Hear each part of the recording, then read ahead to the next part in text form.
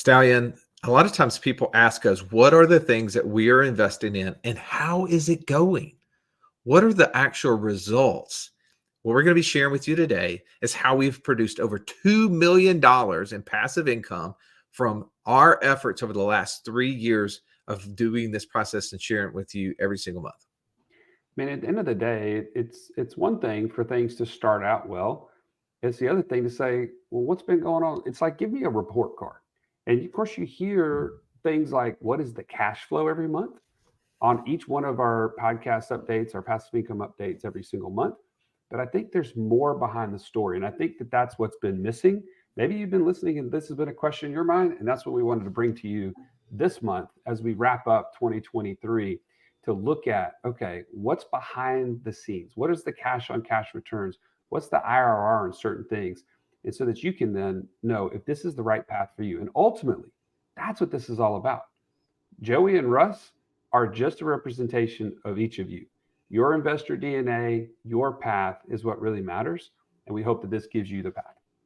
All right, Joey, let's jump into this passive income report for December of 2023 right now. All right, if you're joining us live on YouTube, Facebook, Instagram, LinkedIn, TikTok, X, XYZ, we appreciate you. This is behind the scenes. We're doing our live podcast that'll go out soon, but definitely appreciate you guys being on. All right, you ready, Stallion? Let's do it. All right, Joey, let's break down what's happened not only in December of 2023, but let's take this thing back a little bit. I want to kind of roll back and say, hey, in June of 2020, we took the leap to say we're going to share every single month our passive income report with the world. And at that time, we were a little over $2,000 a month between the two of us in passive income. So it wasn't a lot to report on. And there was only a few things. We were doing the long-term rental game, right? We had just started our first short-term rental, and it wasn't going great. And we had a couple of crypto miners, and at the time, Ethereum, which we were mining, was like $60, a coin or whatever. I think it was almost costing us more to mine the machines. So there was not a lot to report on. A lot has changed since then. And I'd love for not only for us to recap some of that, but then let's dive into some of the specifics of the investments that we made, how active or passive they were initially. How did we make them more passive? And then ultimately, what's the results? And is it something that you think we'll keep doing? Cool. I totally agree. The other thing I think we should talk about a little bit, Russ, is the why behind some of these things. What was it about the investment that we made at the time that we made it with the knowledge that we had?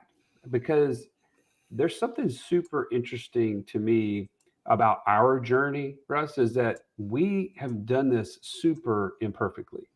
And as you and many people that come into our world, right, at Wealth Without Wall Street, they are learning to be an investor. And what you've gotten to see over the last 4 years is Russ and I document how you can still make really bad mistakes along the way and what can actually come out of that that's on the good side of things. So I think the why behind it could be really helpful as well as we talk about this. Well, the why for us and everything that we do is the decision we're making getting us closer to or further from financial freedom. And if you haven't already assessed where you are as a percentage to being financially free, you can do that right now. All you have to know is what your passive income is. How much money do you have coming in from things that you do not actively have to go to work for? And secondly, you just have to know your monthly expenses. Your monthly expenses can be easily done by setting out a budget and seeing if you can hold to that. Maybe it's just taking the last 2 or 3 bank statements that you have, if that's where you do all the spending, or credit card statements, and taking the average, for the last 3 months. There's your monthly expenses. So if you take the passive income and divide it into the monthly expenses, as a percentage how close you are to becoming financially free. So for us, as we start to share with you different passive income streams that we've done, how we've built $2 million plus in passive income over the last 3.5 years of doing this, it is coming from the mindset of saying every decision we make with money needs to get us either a passive income or a reduction in our monthly expenses. And if that is being done, then we're getting closer to. For every time that Joey bought another unicorn, for every time I bought another bass, a ski boat, all those things are taking us further from, right? That's right. So let's start off here, Russ. And we talk a lot about, and I think we should do it in order, if that's okay. So, like back right before 2020, when we started reporting this, you mentioned we got into Ethereum mining computers. And originally, I'll just tell you my thoughts on that. It was like a piece of rental property that had no toilets, no tenants, and no termites. It was just this automated machine that just printed money. And as long as the cost to power it was less than how much it was creating, that would have been easily a cash machine. It would have been a piece of real estate that just continued to produce.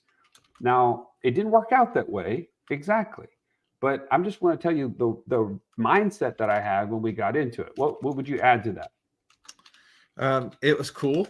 It fit my investor DNA because I am an I in the disc profile. I love things that I can talk about. I love things that provide immediate results, and I love things that I can talk about. Did I say that already? I think you did. Yeah. So for me, that was a great thing. And I also relationship, right? The relationship behind it was we knew the guys who were running the business. We knew the operators. We saw their track record. We believed that they had an expertise in this specific area. That was why we invested in it. The amount of money, I need to actually go back. I was sitting here looking at our spreadsheet and forgot that I didn't even put that on our spreadsheet because that was the very first thing that we did. Since we don't do it anymore, I just didn't have it put on here. But yes, that we invested a significant amount of money for us at the time. I don't remember exactly how many machines that we started off with. I think we had maybe 11 or 12 computers between us. Is that correct? I think so. Yeah. And that they were for the first probably year and a half losing money. We were collecting less every month than the US dollar equivalent as it cost us to mine those. And then very quickly that turned around. I need to go back and do the math on that because we made significantly greater money in those machines than most of the things that we did. But unfortunately, what ended up happening is they quit allowing us to mine Ethereum. They changed from proof of work to proof of stake. That's right. So we can update that on the report later. But the next thing that we did, and this was just me kind of off on the side, was trying to think about what are some ways I can invest with my children, like to help them to see how to run a business. And that's where 100 Unicorns came along, right? It's a drop shipping business. It's an easy thing. You don't even have to have, physical products in your possession. You just have a website that people go to. You drive people to the website. They buy the products. It comes from China. You're literally not involved at all. It's got to be the easiest thing ever. But what I learned, I've spent $6,000 on that website. And I also found out along the way that it is a very operationally heavy endeavor. You have to understand how to drive Google ads and Facebook ads and other things to your products, to your website. And you have to, create the demand of those products. And then subsequently, you have to be able to manage all of the inner workings of that website, which are very technical in nature. I am not technical. I am not operational. Thus, the reason Russ has continued to hit me with the unlimited negative returns that this thing has created year to date. And I just learned a really heavy lesson there is that I'm not an operator and I'm not technical. And I never should have gotten involved in that to begin with. However, how's it going now? You've heard us talk about it. I have actually hired an operator. We've partnered. Wait a second. They've heard you talk about it. I've continued to pound this thing as this is a bad idea. Yeah, but that's until now, right? Because now I have an operator. You just wait. Show me the money, bro. When you show me December, let's see, 100 Unicorns. Yep, lost money again. Hey, but that's just momentary. It's temporary in nature, Russ. When because when that thing turns a profit, I will say, yeah, good idea for that month. for that month. When Hey, it turns a profit for the entirety of what you've paid for it, then I'll say good endeavor completely. all I know is there's going to be weeping and gnashing of teeth when that happens, and it ain't gonna be for me. Okay, all right, I'm gonna be we're crying moving tears of on. joy. That unicorns is a fairy tale and definitely a fun thing to dream about. So is you making money in that thing. So I'm not going to stay with that concept. People want to know about like actual tangible things. So let's talk about the short term rental business. Okay. Maybe you're interested in getting into the short term rental business. And there's a lot of different ways to get in short term rental business. You can buy a property at a destination. We have people in our community that have properties at beaches, lakes, mountains, right? All these fun places. You can buy properties in your local town and do short term and mid term rentals. You can do rental arbitrage where you don't even buy the property, you rent the property. And that's what Joey, you and I did for about 3 years, right? We hired an operator. We did rental arbitrage. At one point in time, we had like 25, 26 rentals in our portfolio. And we brought in a little over $370,000 in that business. And we sent out, what it cost us to buy all the furniture and do all the stuff was like 217,000. That's what you call a good investment, right? Like that is a good return on your investment, not unlimited negative returns like you have in 100 unicorns. This is a positive. So we should spend way more time talking about this, but we're not. If you go back and rule out the tape, I'm going to move on from this investment way faster than you did talking about stupid unicorns. Hey, but here's the thing about this. Now, one, you can see our cash on cash return. If you're, by the way, if you're not seeing this on YouTube, go to YouTube so you can check this out. The cash on cash return on that is 33%, but that's not the end of the story. And that's because we not only created the business from scratch, we hired an operator from day one. That was a humongous win for us because it allowed us to actually scale super quickly and keep in our lane, right? To stay in our investor DNA, which is to be on the advisory or the influence side of things, but not to get caught up in the day to day, not to get caught up in operations. The second part of the story, as you've probably heard, but I'll catch you up really quickly, is we got out of the business last June or last May, and we were able to do that by owner financing this business to our operator. He wanted to continue, he wanted to scale, he wanted to go faster, and we were really ready to move on. And so the returns on this are going to actually continue, and it's going to continue to pay us for the next 2.5 years. That to me is huge. I'm going to say this. I really believe, right? There's an opportunity for someone who's in this space or wanting to get into short-term rental space. I am really big on the mid-term rental. And here's why. One of my family members just recently had a fire. They're going to have to be out of their house for the next 8 to 9 months. They don't want to move into an apartment, right? There's very few houses that are actually available in our city that is large enough to meet their family size. I think if you find 3 and 4 and 5 bedroom houses in your city, you could be the go-to person for insurance companies to place these families in for 6 months to 3 years. Because they have some friends right now who over 3 years ago had their house torn up in a tornado. They just moved in like 4 months ago, whatever it was. I mean, they were out of their house for almost 2 years. There's just so much opportunity. Like literally we could like make a fortune in that space. If you want to be an operator and you don't want to do the short-term rental like the Airbnb and dealing with VRBO, you want to have somebody in there for a long term, but you want to get paid at a greater rate than the long-term rates because you can actually get a 20 to 30% premium from the insurance companies and have someone in that space as if you were having a long-term rental. All right, moving on. Syndications is something that we talk about a lot is, if your investor DNA is like, I like consistency. I like something where I can analyze the numbers. I like the idea that I'm literally going to be a passive investor. I'm not going to have to go try to determine the market that I'm investing in. I'm not going to have to try to place an operator.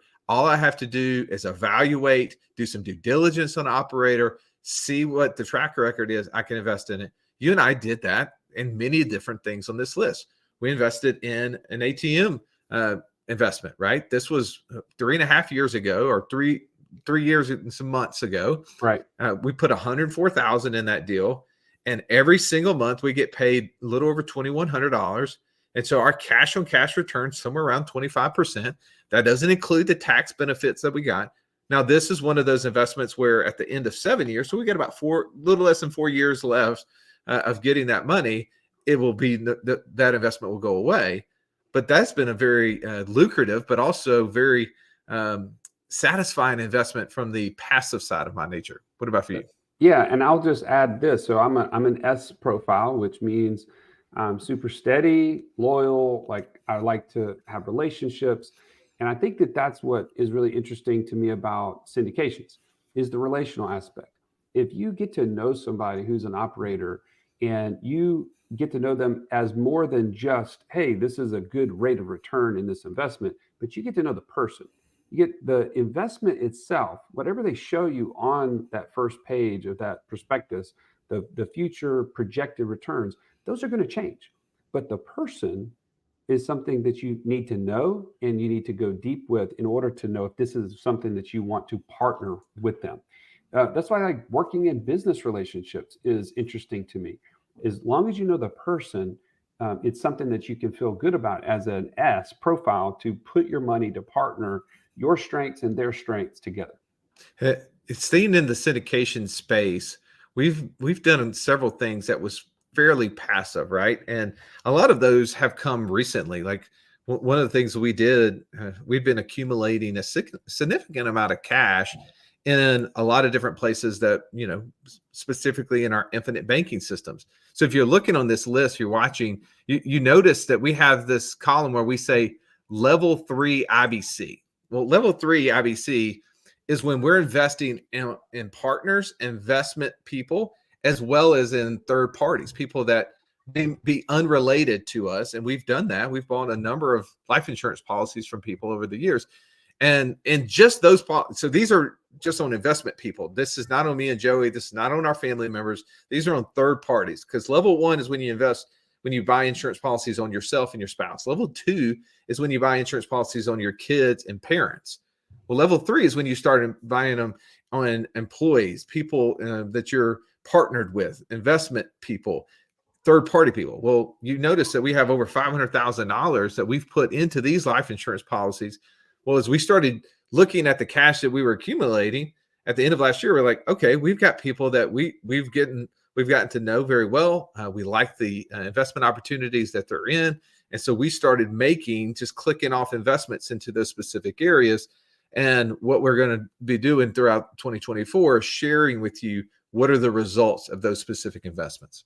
Well, let me just give a shout out really quickly to how do you get to a point where you feel really comfortable investing with somebody from a relational standpoint? And it's like you got to build it, right? It doesn't just happen on accident. It doesn't just happen by reading, again, their prospectus or their projections. You get to know the person. Well, what that vehicle has been for you and I, Russ, is the passive income mastermind, right? If you don't have a place where you're going and being around other investors and operators, there are plenty of operators within our mastermind that you can get to know at a personal level. And for us, the last few deals that we've done have been like Cultivate Collective, IHG Opportunity Fund, and ARC Multifamily are all members of our mastermind. Like those are people we've gotten to really spend time around and to go deep on exactly what their business plans are and do they align with what we're trying to accomplish with. And as those things were all checked, bang, it just made it super easy for us to know exactly where to send those dollars that have been accumulating. So we get asked this question about land investing or land flipping, depending on who you're talking to. That's one of those conversations that comes up. Many people that are listening to this right now, you might be a land investor. You're out there buying raw land from someone and turning around and selling it on notes. God bless you. I love you for being able to do that. I truly believe that if I would have learned about this as little as 7 years ago, Stallion, I've said this over and over again, as little as 7 years ago, I would not be on this podcast right now. There would be no such thing as Wealth About Wall Street, at least with me a part of it. That's all I would be doing. I would be buying and selling raw land just solo and laughing at you with 100 unicorns still. This would be all I'm doing. I think that this is such a humongous opportunity, such a great business, but it does require you on the front end to spend a lot of time and effort to build the business. It's not effortless. It's not passive initially as you're building it. Now, the reason I say I would have done it as little as 7 years ago, because we were not doing these things. We were just learning a lot of these ideas. I had cash in my infinite banking systems. I could have had the ability to do it. I had a little more time at that point. Well, as we built the businesses, we didn't have the time to do this personally. We had to find a way. We had to partner with someone. And so we partnered with a team who already had an operating business in the land investing space. And people say, well, how's that working out for you? Well, how's it working out for us, Dave? I'd say, as they say, strong to quite strong. We've invested a total of 400,000 into this business. And to date, the enterprise value, let me explain that, the total of all the land notes that have been created, that means the payments that will be coming to us over the next 5, 6, 7, 10 years, depending on the note length, is almost it's a little bit over $1.3 million. Now that is pretty amazing. In fact, the cash on cash return there is 63% based on the cash flow that we're receiving right now. And as you heard on previous reports, that cash flow is just topped 30,000 per month. And so that's where that's coming from. Now explain how the IRR on this column here is, Russ. Well, the IRR, Joey, is ultimately just showing you, hey, we've put in this amount of money over these specific time frames. And then this is what, as you said, the IRR is based upon, well, what could you sell it for today? So if somebody came in, they probably are not going to give us the full 1.3 million, right? They're going to want some sort of discount off of that. But if we had no discount associated with it, it's around 46%. I love showing this because our land investing people are like, oh, don't do it. Thing under 72%. Like, I will not even look at something. And I'm like, that's great. I love you for that. Like, but here's the deal is that if I actually showed them, well, the 400,000 that we invested in this actually was borrowed against our life insurance policy. So all we had to do is pay the interest on the 400,000. Our return is somewhere, like 125% or something like that. So I'm good. We're definitely achieving. Don't rub it in, Russ. Come on. More than the 72%. But that's kind of where that number comes from.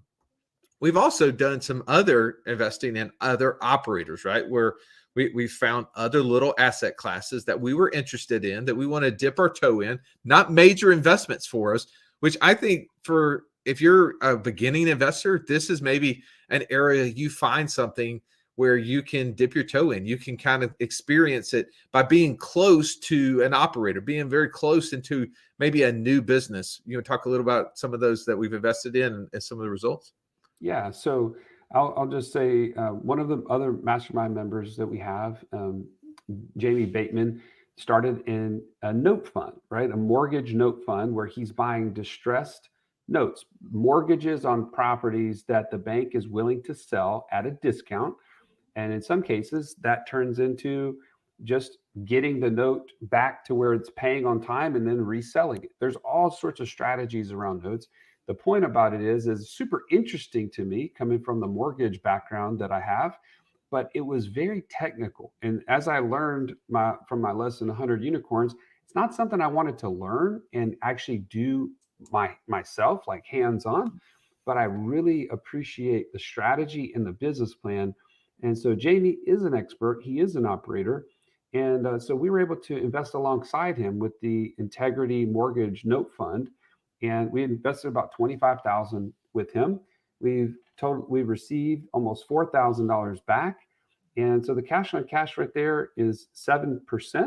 But we look to be closing that out here in the next 12 to 18 months with him. And it's just been a great way to consistently get cash flow without having any sort of headache, hands-on And I love the asset class behind it. It's really solid notes against property that are considerably less than the value of the home. So And so to me, here's you here's just what can't lose with that. so here's one of those things where people say, well, guys, you're earning 30% in some things, 25%, 60%. Why would you put money in something that was only earning around 7%?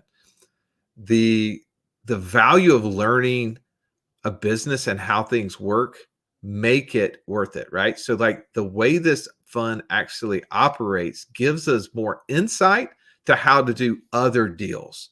So while at the time we had cash in our insurance policies, it was costing us less than 5% to borrow the money, and we were turning around and loaning it out basically to earn a 7% cash on cash return. So we had profitable margin there, right? It was basically almost a risk-free investment. I say almost, right? That deal can Yeah, go bad, but it was almost risk-free. But really, it was the education that we were gaining by watching how that deal is done, because how we can then use that same concept, some of those same intellectual ideas from it, we've been able to apply in other deals that we've done that give us a much greater return. So that it is not always what is the return on that specific deal, is what's the return on the information that we get. So the ROI is not always on investment. Sometimes it's on the information, which allows you to do other deals in the future, which have way greater results that don't always show up. There's the seen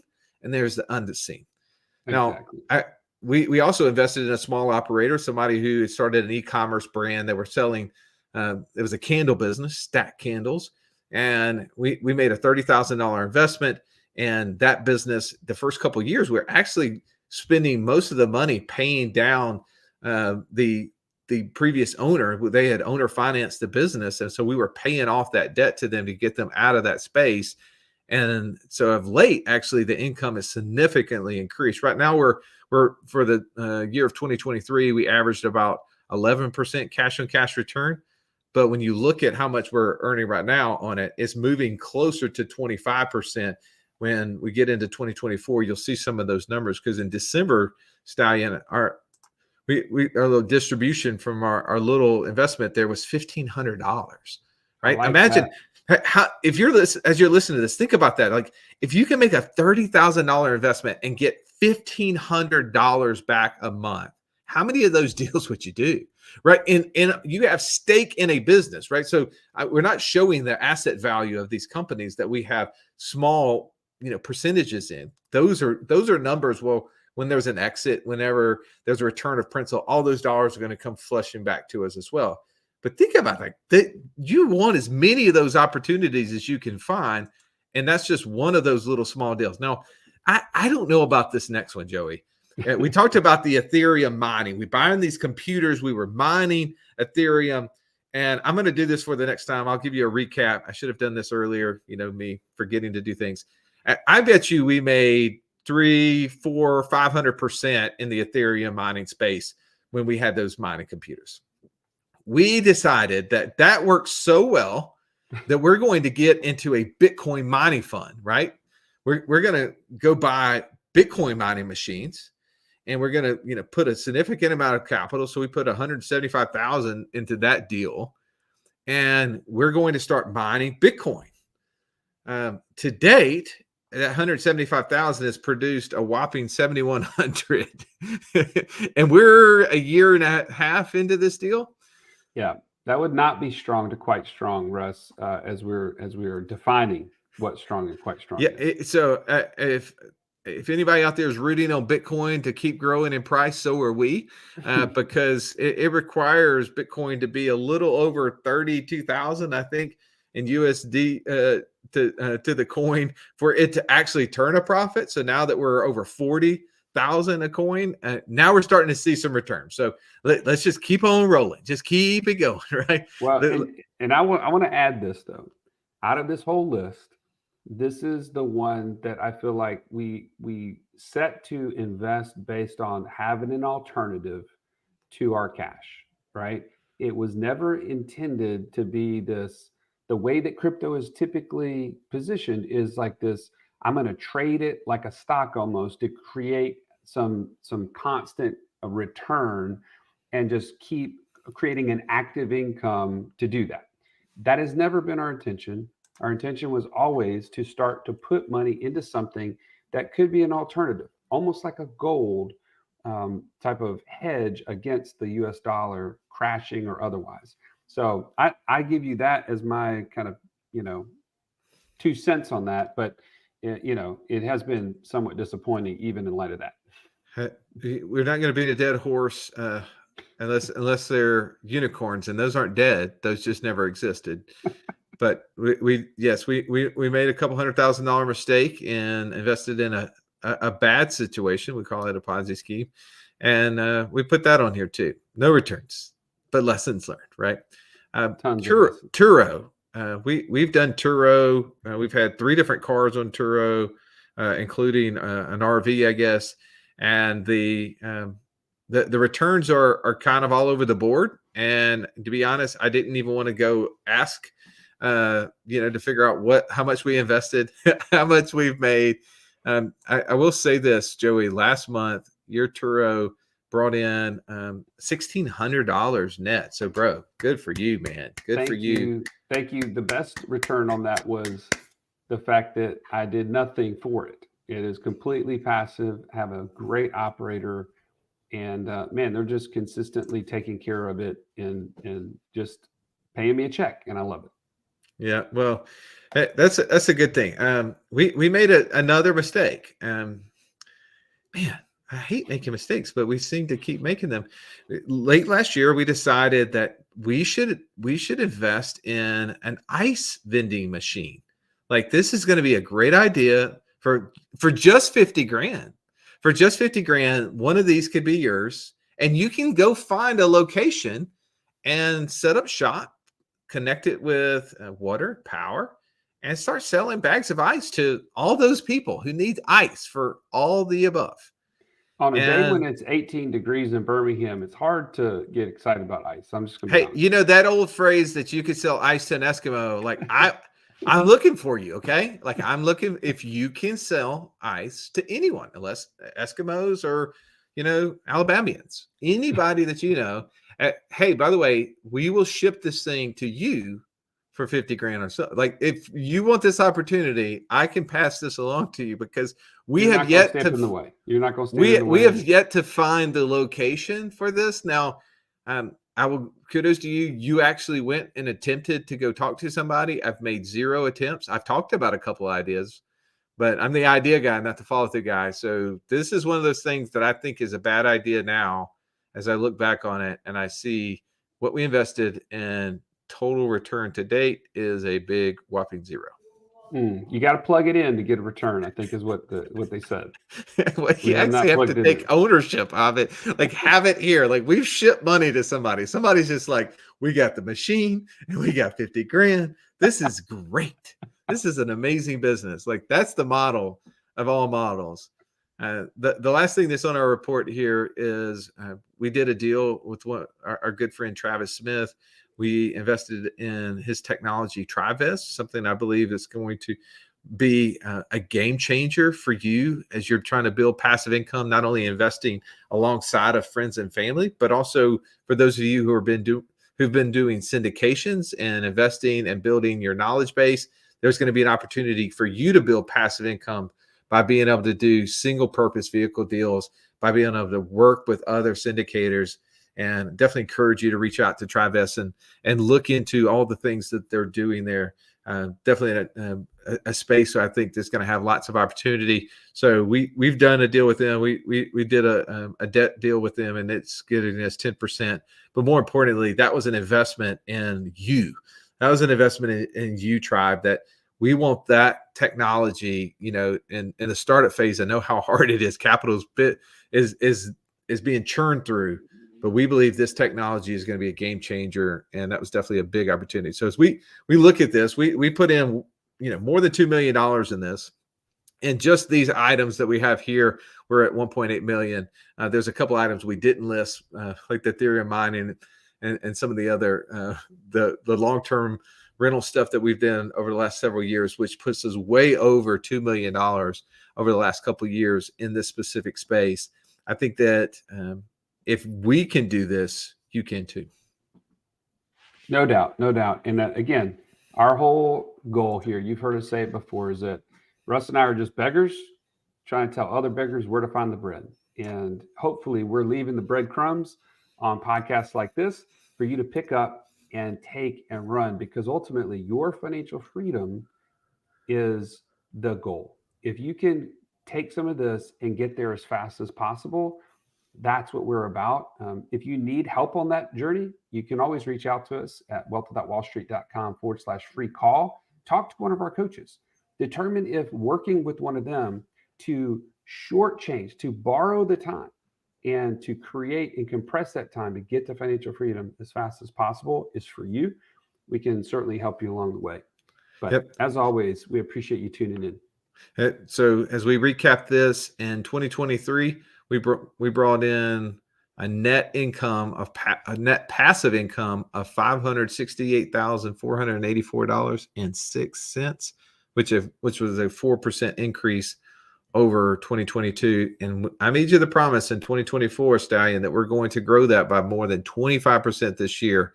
And it's one, because of some of the investments we've already made, but we have a couple of big ones that are about to start paying off. I think that that's going to help us get to that number. So hopefully you found value in today as we shared all of this.